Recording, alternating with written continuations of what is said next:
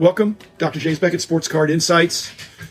Welcome, Rich Klein. We're going to talk about Curly Neal, who just very, very recently passed away a couple days ago. But thanks to our sponsors, Topps Panini Upper Deck, Beckett Media, Beckett Grading, Beckett Authentication, ComC.com, Burbank Sports Cards, Mike Stadium Sports Cards, Heritage Auctions, and Huggins and Scott Auctions. Thank you, sponsors. Thank you, listeners. Thank you, Rich.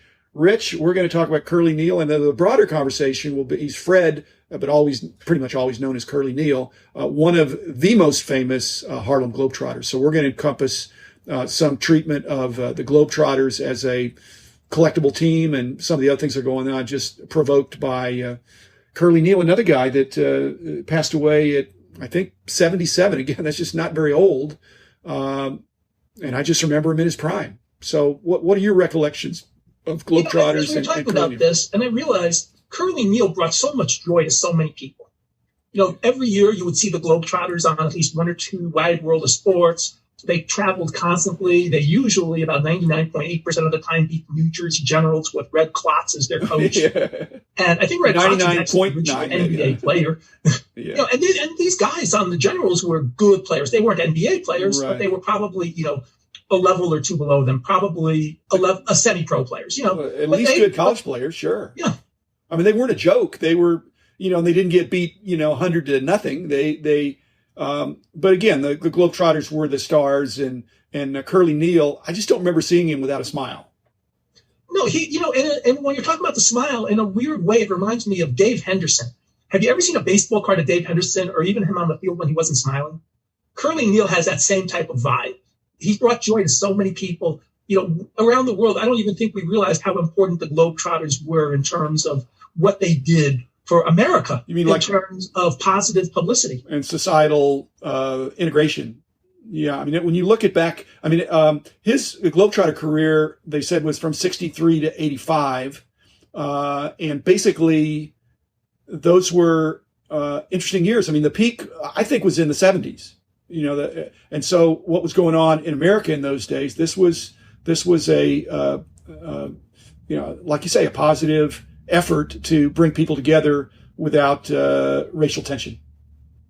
Yeah, and I think that, and as I said, the Globetrotters were a national brand. I mean, we have those Fleer cards. There's like 3 or 4 different issues in the 70s. I always thought it was just one. I don't realize it, but there were actually different colored backs. There's a set of 28 cards. There's the 84 card set. And so these guys are forever immortalized in cards from that era. Where the Goose Tatums and Marcus Haynes and the ones who went before don't have nearly as many cards as these guys do. Well, Meadowlark Lemon was the big guy, I think, of Curly Neal's contemporaries. If you look up in the price guides and see that he's passed away just a few years ago as well. But Curly Neal was the dribbling, ball handling showman. He was Steph Curry before there was a Steph Curry. I'd like to see those guys in a dribble off, but actually Steph Curry is pretty amazing. But maybe his inspiration was Curly Neal, but some of his dribbling practice routine, Steph's with 2 balls and all this kind of stuff is pretty amazing. Well, and I mentioned Marcus Haynes earlier too as well. But think about Curly Neal. Curly Neal had to play second fiddle for all those years. And think about what it's like, even though he's as recognizable, if not more recognizable, because of the shaved head than Meadowlark Lemon, that he is, understands that he's going to be the second banana and is reasonably satisfied with that. It's a good living. He got to travel the world. He got to see places you and I will never see. He got to do things you and I will never do. It's a good life. It's a good life. And so, it's one of the things, and I'm not down on current players. In fact, I think current players are really missing not being on the court, especially basketball. But the basketball players that are the general managers or the coaches that coddle players. I mean, if there's a legitimate reason to rest an athlete in his prime, from a back-to-back, they should talk to Curly Neal. He did, it was back-to-back. He did 6,000 games in 22 years that he played. That's basically 6 days a week. So and he's on, like you said, if I don't know that he'd be this. Well, he'd be the second star. He's the co-star of an act where the eyes weren't on the Washington Generals. It was they weren't watching the guy that he was dribbling circles around, or they were watching Curly Neal. And when it was his time to do his shtick, all eyes were on him, and he came through. And he came through.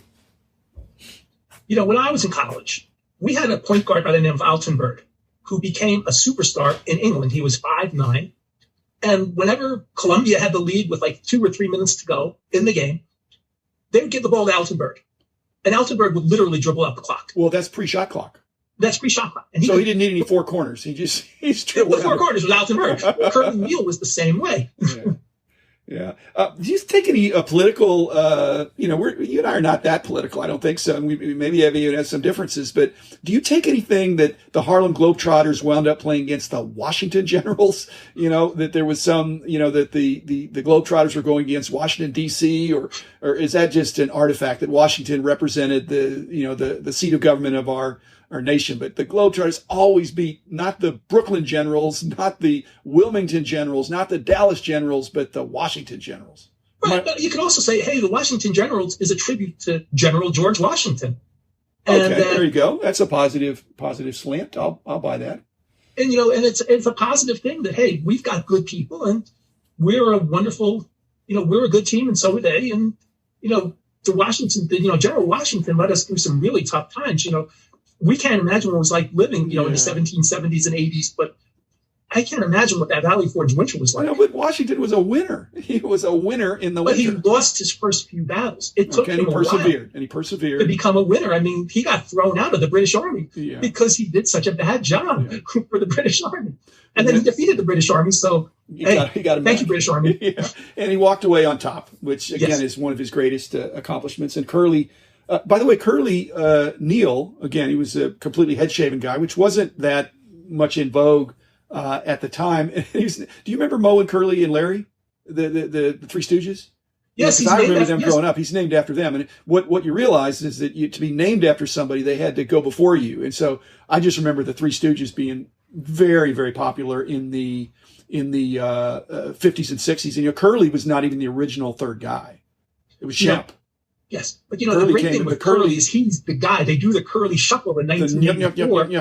Yeah. No, Curly probably was my favorite. So and when I was growing up, in Pittsburgh and Chicago, where you grew up, you probably had different hosts. In New York, we had, I believe it was Officer Joe Bolton holding on Pix 11, hosting the Three Stooges. And Officer Joe Bolton is obviously not an officer, but Joe Bolton actually announced New York Giants baseball games for a year in 1940. So I'll even bring it into sports. I would love to have a Joe Bolton Giants announcer item somewhere floating around just to know that such an interesting thing was possible. That'd be cool. Hey, let's get back to Sports Card Insights.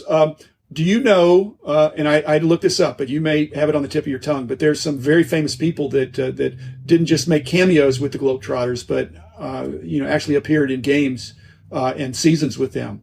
Okay, so off the top of my head, Wilt Chamberlain played a season with them. Right. I believe both Fergie Jenkins and Bob Gibson played for the Globetrotters. Right. I won't say those are the easier ones because they're all tall guys. I mean, Wilt famously went to the Globetrotters first. Fergie and Bob Gibson were both big guys, great athletes. And there's one more baseball NBA Hall of Famer Connie Hawkins played for the Globetrotters while he was on suspension from the NBA until in the time between the American Basketball League and the American Basketball Association. Yep. I think a really cool set, if you could work out the rights, would be the all-time Globetrotter set, where you get some of these people like a Chamberlain, like a Gibson, like a Jenkins, like a Connie Hawkins. Well, and the one that I had to look up is Lou Brock. Lou Brock, who I don't know that he would have been the dribbling guy because he wasn't that tall, but he was super fast. So he played with them some. I looked up in the OPG, the Beckett online price guide, and I don't think I was shocked, but there's only 108 different cards listed, and the total value is $1,400. And again, I just think, could I corner the market? Could I get one of each? Well, it's not like that. It'd be really hard. He's got, they list 21 different autograph cards, 14 different memorabilia cards. Those would be fun. I'm not aware of a player collector of Curly Neal, but that would be a reasonable worthy. Now, okay, last question. What do you regard as his rookie card? He's got 3 different cards. You mentioned 2 of them. I think the Harlem Globetrotter set from the set of 84. Well, no, 71, 72. Yeah. Is when, I mean, the 84 is there too, but I would regard as 71, 72s. The 28 card Sugar Crisp Well, set? the Cocoa Puffs, yeah. Yeah. And then the other one, the 84 card set that you mentioned, that's the easiest to find. But then there's this Phoenix candy box, which is the toughest thing. Again, 71, 72. I had it, again, I don't know that you got it for me, but, you know, again, one of our jaunts at the national convention. But at one point I had at least one of those boxes. It may have been Meadowlark Lemon. It may have been Keys Osby, or it could have been Curly Neal. I don't remember, but that's probably his best card from an early year. I don't know if he has international cards. That'd be interesting. I haven't really. He probably has some cards we don't know about. Yeah. I didn't check the ComC database, but I'm sure he's got some interesting cards in our database. Right. Well, you know, one of the let's end on that note. I think there's you know, when somebody dies, there's sometimes a resurgence of interest, and those are the places you can go. You go to Beckett Marketplace. You could go to ComC. You could go to eBay. You could go to you know, well, any place where cards are. And I'm encouraging people to broaden your platforms in this time when you have more time, so that you can really get a full picture of what's out there. Because if it's not available on ComC, not available on eBay, not available in the Beckett Marketplace, then that'd be very interesting. That sometimes means, you know, the card is tougher or the price is going up. So thanks, Rich. Thanks, listeners. Be back again tomorrow with another episode. Again, Curly Neal, you're missed. You brought delight and enjoyment to actually generations. It was a real family-oriented thing. I went with my family. I went more than once to the Globetrotters. They kind of go every 10 years, and maybe the players change a little bit and some of the tricks, but it's their dexterity was amazing. It was a lot of fun. One of the few games where you don't really care what the score is. You just enjoy the game. So again, thanks, Rich. Thanks, listeners. Be back again tomorrow.